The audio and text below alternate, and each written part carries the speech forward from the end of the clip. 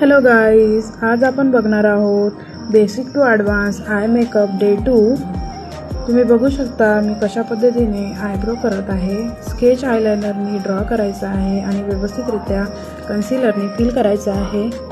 कन्सिलरनी fill करून झाल्यानंतर त्यानंतर येलो आणि ऑरेंज अशा मॅट कलर घेऊन क्रीज लाईन ड्रॉ करायची आणि त्याला व्यवस्थितरित्या ब्लेंड करायचं आहे। तुम्ही बघू शकता।